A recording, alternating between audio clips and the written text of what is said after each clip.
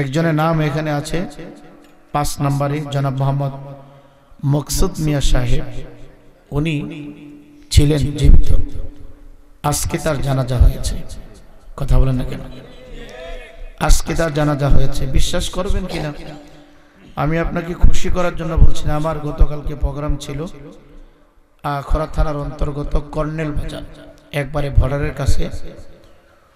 ওই মাহফিলে আমি যখন বয়ান করব, রুমে ঢুকলাম, তখন বলতেছে, হুজুর যাকে সভাপতি করা হয়েছে ওনার জানাজা আজ সকাল 10টায় হয়েছে। যেই মাঠে প্যান্ডেল, এই মাঠে তার জানাজা হয়েছে। তো ভাগ্যের নির্মম পরিবেশ। আজকেও আমি এখানে আসছি, ছেলে বলতেছে, হুজুর আমার আব্বা মারা গেছে, আমার আব্বার নাম ফুস্টারে আছে। এইভাবে প্রতিদিন প্রতি ঘন্টা মানুষের মৃত্যু হচ্ছে। কথা বলেন ঠিক কিনা? একটু সত্য করে বলেন, যদি এই মানুষটা জানতো যে ওনার মৃত্যু হবে, যে 2025 সালের 9 ফেব্রুয়ারি ওনার ইন্তিকাল হবে, ওনার জানাজা হবে, উনি কি বলতেন যে আমার নামটা তোমরা পোস্টারে দাও? এ কথা বলতেন না। তো এখানে যারা আমরা হাজির হয়েছি, মনোযোগ সহকারে কিছু কথা বলার চেষ্টা করব। আমি কিভাবে কথা বলি, কোন দাসে কথা বলি সবাই জানেন, আমাকে আপনারা সবাই চিনেন, সবাই জানেন চিনেন। আর ওয়াজ মাহফিল এত বেশি হয়, ওয়াজ শুনতে শুনতে এখন পাবলিক বক্তা হয়ে গেছে। কথা কন না? মানে এখন ওয়াজ মাহফিল এত বেশি, পাড়ায় পাড়ায় ওয়াজ, মহল্লায় মহল্লায় ওয়াজ, প্রতিটা সমাজে সমাজে ওয়াজ। এত ওয়াজ করে কোনো ফায়দা নাই। মানুষের হাতে পায়ে ধরে আপনার টাকা উঠায় ভিক্ষুকের মতো, ফকিরের মতো 10 টাকা 5 টাকা 20 টাকা এইভাবে টাকা উঠায় মাহফিল করতে হবে, এটা আপনার জন্য ফরজ না। হ্যাঁ, আপনি যদি কোটি টাকার মালিক হন, লক্ষ লক্ষ টাকা আপনার থাকে, আপনি একা মাহফিল করান, কি প্রয়োজন 10 টাকা 20 টাকা বাজারে যায় ফকিরের মতো? এইসব মাহফিল করে কোনো ফায়দা নাই। এলাকার ভিতরে শুধু একটা মাহফিল করবেন, পুরা ইউনিয়নে শুধু একটা মাহফিল করবেন, এত মাহফিল দিয়ে করেন কি হবে এত মাহফিল দিয়ে?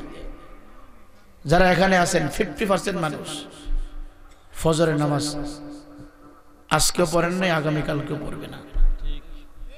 যারা এখানে আছেন 50% মানুষ, আমি বলতে বাধ্য হচ্ছি, জোহরের নামাজ পড়ে নাই, আসরের নামাজ পড়ে নাই, মাগরিবে পড়ে নাই, এশার নামাজ না পড়ে মাহফিল শুনতে আসছে। তাহলে আপনার ফায়দা কি হবে? মাহফিল বিনোদন। এখন মাহফিলগুলো হয়ে গেছে আমাদের জন্য পেশা। আমরা যারা বক্তা আছি আমাদের জন্য হয়ে গেছে পেশা, আর আপনাদের জন্য হয়ে গেছে নেশা। কথা বল না? ঠিক বুঝা বলছেন তো নাকি? হ্যাঁ, মাদ্রাসা করার প্রয়োজন, মাদ্রাসা, সুন্নি মাদ্রাসা করবেন, সুন্নি মাদ্রাসার প্রয়োজন। ওয়াজ বন্ধ করে দেন, ওয়াজের জন্য টাকা উঠায়া মাদ্রাসা করেন, সুন্নিয়ত থাকবে। মাদ্রাসা না করলে সুন্নিয়ত থাকবে না। আপনারা কি রাগ করতেছেন যে হুজুর আপনারা আল্লাহ দাওয়াত করে ওয়াজ করতেন, আপনি ওয়াজের বিরুদ্ধে কথা বলেন? বলেন তো, এই মাহফিলটা গুছাইতে যায় কমিটি বিন্দু কত কষ্ট করছে? 1 মাস পর্যন্ত তাদের মেমোরি থেকে চিন্তা দূর হয়েছে না। আপনি জিজ্ঞাসা করে দেখেন, 100 টাকা একজনের চাঁদা দিব, মুখটারে 3টা পাকা করছে। কথা ঘন্টা 500 টাকা চাঁদা দিব, 20টা কথা বইলে তারপরে চাঁদাটা দিছে। 1000 টাকা চাঁদা দিছে মাহফিলে, কত কথা সে বলছে, কত ধরনের বাহানা সে ধরছে। অনেক বাহানার পরে 1000 টাকা ঢুকছে মাহফিলে, অনেক বাহানা দিয়ে তারপরে 500 টাকা চাঁদা দিছে। তে জোর করে আপনার কাছ থেকে টাকাই না, এই মাহফিল করে ফায়দাটা কি? কোনো ফায়দা নাই। ফায়দা আছে? আছে, মুরব্বী কিন্তু ফায়দা আছে। বুঝি নাই কি বলছে? না না, এমনও হয় না, না না, এটা ফায়দা নেই। প্রত্যেকটা মাহফিলে ঘাটতি হয়। আরে আপনি কি বুঝেন? আপনি কি বুঝেন? থাকবো কি থাকবো, কিচ্ছু থাকে না। চামড়া বিচ্ছা মাহফিলে টাকা দেন লাগে। আপনি কি মনে করেন? যারা করে তারা বুঝে মাহফিলের বেতন। অনেকে কয় মাহফিল দিয়ে ব্যবসা করে, আপনার মাহফিল দিয়ে ব্যবসা, আপনি একটা সাজাই দেখেন না মাহফিল, এই মাহফিলটা কমপ্লিট করতে গিয়ে আজকে কম পক্ষে 1.5 লক্ষ টাকার মতো ব্যয় হবে। তারপরে ফ্যান্ডেল বাতি সাথে সবকিছু মিলে আপনি দেখেন না কয় টাকা তারা উঠেছে, কয় টাকা উঠেছে আপনি দেখেন না তাদেরকে। ব্যবসা হয় না, লস হয়। হ্যাঁ, লাভ হবে আখিরাতে। কি হবে? আখিরাতের লাভ। মুরব্বী কোন পর্যায়ে জেনে কথা কইছে আমি বুঝতে পারছি না। আমার সাথে কি রাগ করে কইছে না? কাল্লাই জানে রাগ করে কইছে আমার সাথে না। না ঠিক আছে, অনেক মাহফিলে ব্যবসা হয়, কিন্তু গ্রাম অঞ্চলের মাহফিল দিয়ে ব্যবসা হয় না। গ্রামের মাহফিল দিয়ে কি ব্যবসা হয় না? চাঁদার কত দিছে। শহর অঞ্চলের মাহফিলগুলোতে 5 লাখ 7 লাখ টাকা তারা উত্তোলন করে, তারা 1-1.5 লাখ টাকা 2 লাখ টাকা খরচ করে, বাকিটা বিভিন্নভাবে খরচ হয়। কিন্তু গ্রাম অঞ্চলের মাহফিলগুলো 1 লক্ষ টাকা ম্যানেজ করতে কত যে শ্রম দিতে হয়, পরিশ্রম করতে হয়, এটা তারাই শুধু জানে। যাক, যারা আমরা এসেছি কিছু কথা বলবো ইনশাআল্লাহ, আপনারাও কিছু কথা শুনবেন। আমার ভালো আপনার শোনা যেন হয়। কুল ইন্না সলাতি ওয়া নুসুকি ওয়া মাহইয়ায়া ওয়া মামাতি লিল্লাহি রাব্বিল আলামিন। সকল কিছু যেন হয় আল্লাহর জন্য। চিল্লা কোন আল্লাহু আকবার। সকলে একটু মহব্বতে দুরূদ শরীফ পড়েন। আল্লাহুম্মা সাল্লি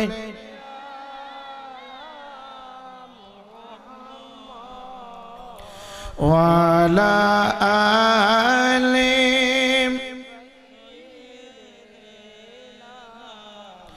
মুহাম্মদ বলা আলে সাইয়্যিদিনা। আজরাইল আছে ভয় রে দাঁড়ায়া, কোন দিন জানি কারে নিবে দরিয়া। বল আল্লাহুম্মা মাশাআল্লাহ ওয়া আলা আলি মুহাম্মদ বল আলাম সাইয়্যিদিনা। ইমানদার মুসলমান যুবক, দাও তোমার পা 2 টাকা দাও রে যুবক। এই দুনিয়াটা প্রত্যেকটা মানুষের জন্য ক্ষণস্থায়ী রে বাবা। আমরা কেউ চিরস্থায়ী বাসস্থান নিয়ে আসি নাই। আজকে এখানে আছি, কালকে হয়তো আগামী কালকে অন্ধকার কবর করে যেতে হবে। ইমানদার মুসলমান বাবা, 2টা পায়ে 2টা হাত ধরে বলে রে বাবা, আমি আমির হোসেন রায়পুরি সময় সুযোগ যদি পাইতাম, অত্র অঞ্চলের ভিতরে যতটা ফ্যামিলি আছে প্রত্যেকটা মানুষের পা ধরে বলতাম, হাত ধরে বলতাম, বাবা আজকে রাস্তাঘাটে দাঁড়ায় থাকবা না, দোকানপাটে সময় নষ্ট করবা না। কারণ আল্লাহর কসম করে বলছি রে বাবা, কোরআনের মাহফিল ছাড়িয়া তুমি যদি চা হোস্টেলে বসে থাকো, একদিন আল্লাহর আদালত তুমি আটকা পড়ে যাইবা। হয়তো আমার আল্লাহ জিজ্ঞাসা করবে, বান্দারা বনগাঁওয়ের ময়দানে আমার বান্দারা কোরআন থেকে কথা বলেছ, আমার বান্দারা আমার হাবিবের মহব্বতে হাদিস মুবারক পাঠ করেছিল, আমার বান্দার কথাগুলো তোমার কান পর্যন্ত পৌঁছানোর পরেও তুমি গুরুত্ব দিতে পারো নাই। চা হোস্টেলে সময় নষ্ট করেছ, ফেসবুকে সময় নষ্ট করেছ। আমার মন বলে ওই মানুষগুলো আল্লাহর আদালতে আটকা পড়ে যাবে, ওই মানুষগুলো আল্লাহর আদালতে ধরা খেয়ে যাবে। এই জন্য অনুরোধ কইরা বলি, রাস্তাঘাটে দোকানপাটে দাঁড়াইবা না। সময়টা কিন্তু কারোর জন্য অপেক্ষা করে না, সময় কিন্তু চলমান বাবা। ইমানদার মুসলমান বাবা, দিন চলে যায়, রাত চলে যায়, আমি আর তুমি মনে করি আমার সময়টা বুঝি বাড়ে। না রে না না না না, আজকে ফেব্রুয়ারির 9 তারিখ চলে গেলে এই দিনটা আর ভবিষ্যতে পাওয়া যাবে না। আমরা ছিলাম আলমে বদনের ভিতরের যুবক, সমস্ত মানুষগুলো এক জায়গার ভিতরে ছিলাম। আলমে আরোহা থেকে আমরা চলে এসেছি বাবার পৃষ্ঠের ভিতরে। বাবার পৃষ্ঠ থেকে আমার আল্লাহ মায়া কইরা দয়া কইরা আলমে বদনের ভিতরে আমাদেরকে আল্লাহ পাঠিয়ে দিলেন। মায়ের পেটের ভিতরে যখন আমার আল্লাহ পাঠালেন, আমরা মনে মনে চিন্তা করেছি মায়ের পেটটাই আমাদের জন্য বড় রাজধানী, মায়ের পেটটাই বুঝি আমাদের জন্য বড় একটা জগৎ, মায়ের পেটটাই বুঝি আমাদের জন্য বিশাল একটা আনন্দর খেলাঘর, মায়ের পেটটাই বুঝি আমাদের জন্য বিশাল বড় একটা আনন্দ ফুর্তি করার জায়গা। ইমানদার মুসলমান বাবারা, কেমনে বুঝাইলে তোমার দিলটা নরম হবে, কেমনে বুঝাইলে তুমি দোকানটা ছেড়ে দিবা, কোন ভাষা দিয়ে কথা বললে তুমি চা হোস্টেল ছেড়ে দিবা, কোন ভাষা দিয়ে কথা বললে তোমার অন্তরটা তুলার মতো নরম হয়ে যাবে। মায়ের পেটের ভিতরে যখন ছিলাম রে যুবক, মনে করেছিলাম মায়ের পেটটাই বুঝি বড় একটা চুনারগড় থানা, আমরা মনে করেছিলাম মায়ের পেটটাই বুঝি বড় একটা সিলেট বিভাগ, আমরা মনে করেছিলাম মায়ের পেটটাই বুঝি বড় একটা ঢাকা বিভাগ, আমরা মনে করেছিলাম মায়ের পেটটাই বুঝি গোটা বাংলাদেশ, আমরা মনে করেছিলাম মায়ের পেটটাই বুঝি গোটা পাকিস্তান ইন্ডিয়া, আমরা মনে করেছিলাম মায়ের পেটটার ভিতরে বুঝি আমি থাকবো, রং তামাশা করব, আমি আর যাব না। কিন্তু সময় যখন ফুরায় গেল রে বাবা, মায়ের পেট থেকে আমাদেরকে বাহির করে দেওয়া হয়েছে।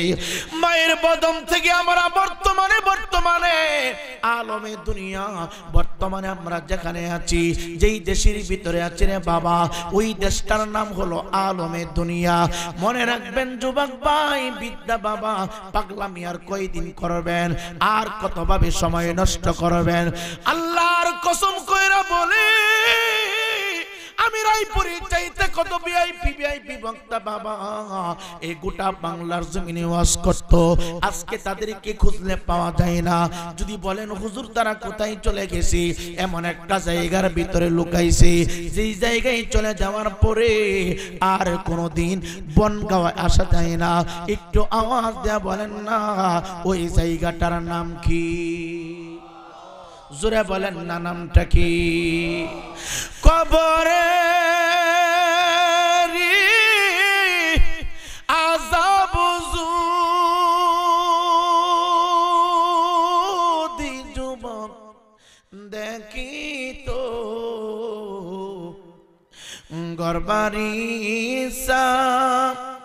রিয়া পাগল হয়তো আমার মরণের কতদিন বাকি আমি জানিলাম না গো আল্লাহ, মরণের কতদিন বাকি আমার জীবনের কতদিন বাকি আমি জানিলাম না গো আল্লাহ, মরণের কতদিন বাকি। আজরাইল আসিয়া বাইরে হস্তে দিবে রশি, আজরাইল আসিয়া বাইরে পায়ে বাঁধবে রশি, আজরাইল আসিয়া বাইরে হাতে বাঁধবে রশি, তখন আমার মনাবাই করবে লুকালুকি আমি জানিলাম না গো আল্লাহ, মরণের কতদিন বাকি আমার জীবনের কতদিন বাকি আমি জানিলাম না গো আল্লাহ, মরণের কতদিন বাকি। 40 দিনের আগে যুবক মতের নিশানি, 40 দিনের আগে বাবা মতের নিশানি আজরাইল দয়রানি বচকে দিয়াম দিয়ামি জানি লামনা গয় আল্লাহ মরণে কত দিন বাকি আমার জীবনে কত দিন বাকি আমি বুঝিলাম না গয় আল্লাহ মরণে কত দিন বাকি হায়াত হইল হাতে বাইরে মত লেখা পায়ে হায়াত হইল হাতে যুবক মত লেখা পায়ে যেখানে যার মরণ লেখা সেখানে সেই মরে আমি জানিলাম না গয় আল্লাহ মরণের কত দিন বাকি আমার জীবনের কত দিন বাকি আমি জানিলাম না গয় আল্লাহ মরণের কত দিন বাকি হে যুবক ভাই আলমে দুনিয়ার জিন্দেগি চলমান চলমান চিরদিন আমি রায়পুরি থাকবো না রে আপনিও থাকবেন না এই পৃথিবীতে একজন মানুষও থাকবে না সমস্ত মানুষগুলো আলমের দুনিয়া থেকে এমন একটা জায়গার ভিতরে চলে যাবে রে বাবা ওই জায়গাটার নাম হলো আলমে বরজখ ওই জায়গাটার নাম হলো আলমে বরজখ ইমানদার মুসলমান বাবারা কেমনে তোমারে বুঝাবো কোন ভাষা দিয়ে বুঝাবো দুনিয়াটা প্রত্যেকটা মানুষের জন্য মুসাফির হালতের মতো চলাফেরা দুনিয়াটা প্রত্যেকটা মানুষের জন্য মুসাফিরের জিন্দেগি বাবা এই দুনিয়া আর দুনিয়া সিজনুল মুমিনিনা ওয়া জান্নাতুল কাফিরিন এই দুনিয়াটা মুমিনদের জন্য একটা জেলখানা মাত্র আর ঈমানদারদের জন্য জেলখানা বেঈমানদের জন্য বালাখানা বেঈমানেরা খাও দাও ফুর্তি করো রং তামাশা করো আর ঈমানদার একটা সেকেন্ড পার করবে চিন্তা করে করবে একটা সেকেন্ডের জবাব আল্লাহর দরবারে আমি কেমনে দিব একটা মিনিট পার করবে চিন্তা করবে আমি কেমনে জবাব দিব একটা ঘন্টা পার করবে বাবা চিন্তা করবে একটা ঘন্টা জবাব আমি কেমনে দিব এ যুবক ভাই মৃত্যু হয়ে যাবে গো কেউ থাকবেন না একটা দিন চিন্তা করলেন না বাবা মাত্র সামান্য সময় হায়াত পাইয়া দুনিয়াতে ভোগ বিলাস করার জন্য আপনি কত কিছু করলেন ঘর বানালেন জমি ক্রয় করলেন ব্যাংকে অ্যাকাউন্টে টাকা ঢুকায় রাখলেন খাবার স্টক করে রাখলেন মাত্র 70 বছর হায়াতের মাধ্যমে 70 বছর হায়াত পাইয়া এত কিছুর আয়োজন আপনি করেছেন কিন্তু যেখানে শত শত বছর থাকবেন ওই আলমে বরজখী জিন্দেগির জন্য আপনি কতটুকু আমল করলেন কতটুকু নেক করলেন একটা দিন চিন্তা করলেন না আল্লাহর কসম কইরা বলি দুনিয়াতে আমি বক্তা হয়েছি আমি জানি না আমার মরণটা কোন দিন জানি হয় আমার মরণটা কতদিন পরে জানি হয় আমার মরণটা কোন জায়গায় জানি লেখা আছে আল্লাহর কসম কইরা বলি রে যুবক আমি মাদ্রাসা থেকে বাহির হওয়ার আগে আগে মাগরিবের নামাজের পরেও আমি একটা মানুষের জানাজার নামাজ আদায় করেছি জানাজার নামাজের ইমামতি কইরা মনে মনে চিন্তা করতে চাই রে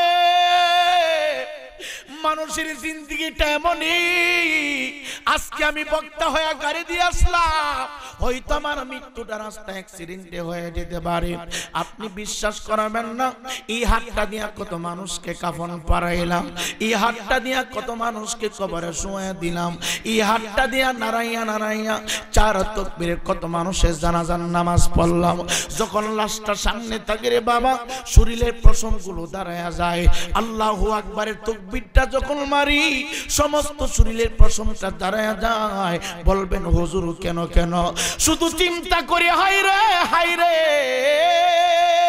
দুনিয়াতে কত বক্ত পাইলাম দুনিয়াতে কত মাহফিল করলাম দুনিয়াতে কত উৎসব করলাম দুনিয়ার জমিনে কত সম্মান আর ইজ্জত মানুষের কাছ থেকে পাইলাম মৃত্যুর পরে একজন একজন মানুষ পাওয়া যাবে না আমার কাফনের সাথে একটু দাঁড়ানোর জন্য, মৃত্যুর পরে একটা মানুষ পাওয়া যাবে না আমার কবরটাকে একটা রাত্র পাহারা দেওয়ার জন্য। এ যুবক ভাই, কেমনে তোমারে বুঝাই দুনিয়াটা কিছুই না, দুনিয়াটা কিছুই না রে। দুই টাকা দে, মরণ এখন হবে, আগামী কালকে হবে, পরের দিনও মরণ হবে। আপনি বিশ্বের জমিনে প্রত্যেকটা সেকেন্ডে মানুষের মরণ হয়।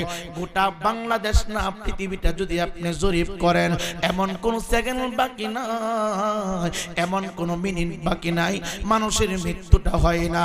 কিন্তু মরার আগে মানুষ ভাবেন আমার মৃত্যুটা কেমনে হবে, আমি মরানোর সময় ঈমান নিয়ে যাইতে পারবো কিনা, আমি আমল আখলাক ঠিক করে অন্ধকার কবরে যাইতে পারবো কিনা। মাওলারে যদি প্রশ্ন করি, মাওলা আমি রায়পুরী সহ বনগাঁর মানুষের মরণ কোন দিন হবে, জারুলিয়াবাসীর মরণ কোন দিন হবে, পাঁচগাঁওবাসীর মরণ কোন দিন হবে, চুনারঘাট থানার মানুষের মরণ কোন দিন হবে। আমি আমির হোসেন রায়পুরী আল্লাহকে প্রশ্ন করলাম, আল্লাহ দেখেন কি জবাব দেয়।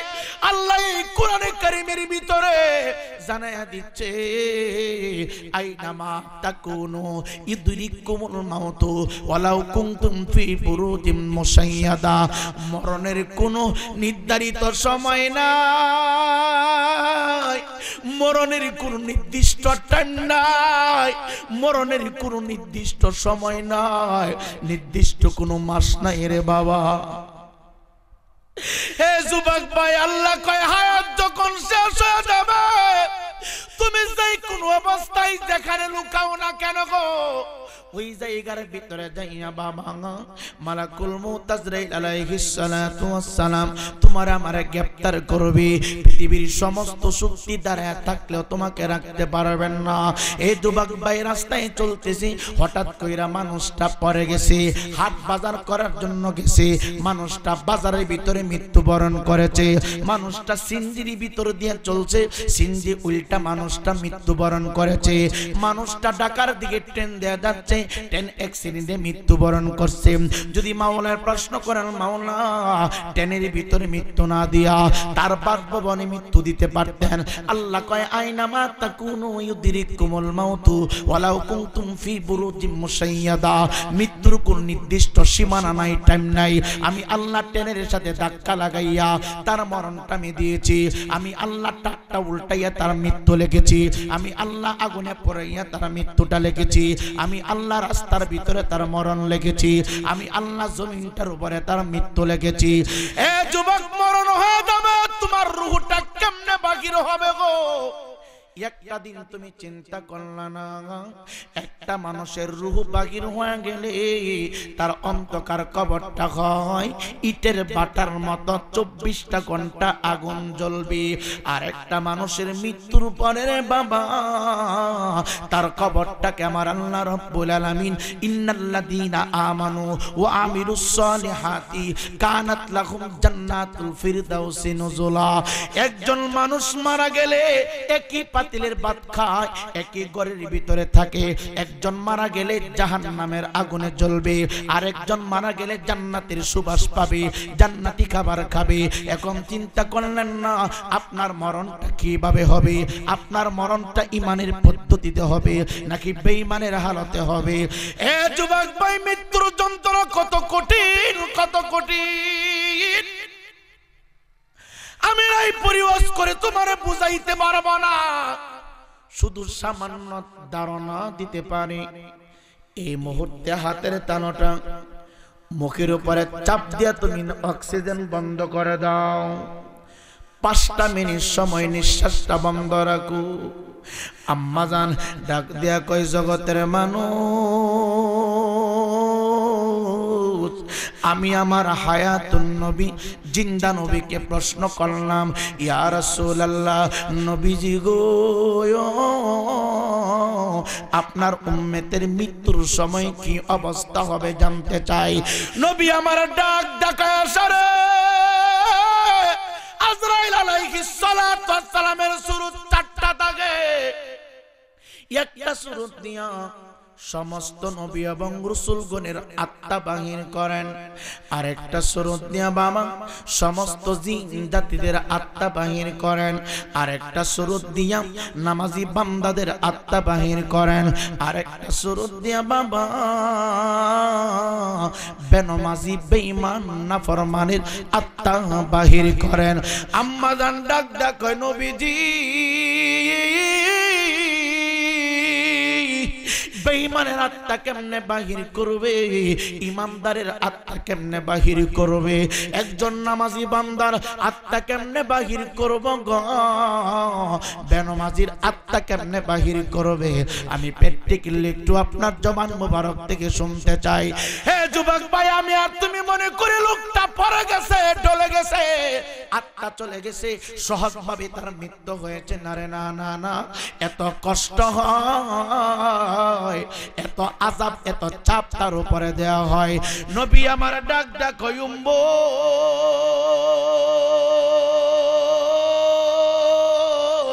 আমার বিবি আয়েশা আমাকে যখন প্রশ্ন করল, আম্মা জানের হাত মুবারকে আমার নবী হাতটা বাড়িয়ে দিল।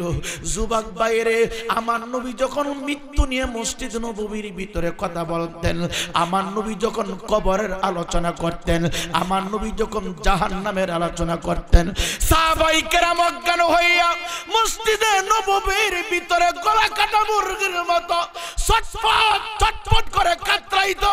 চিৎকার দিয়ে কোন আল্লাহু আকবার। এ যুবক ভাই, মৃত্যুটা মানুষের জন্য বড় মুসিবত, মৃত্যুটা মানুষের জন্য বড় একটা মুসিবত, কবর মানুষের জন্য মুসিবত।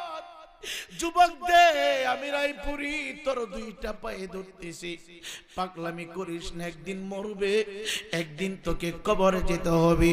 এই পাঞ্জাবি কইলা সাদা কাপড় লাগাইবে, এই গিঞ্জিটা তোর শরীর থেকে টান দিয়া খুলিয়া মাথা থেকে পা পর্যন্ত সাদা কাপড় দিয়া প্যাকেট বানাইবে। নবী আমার ডাক দিয়া কই, জগতের মানুষ,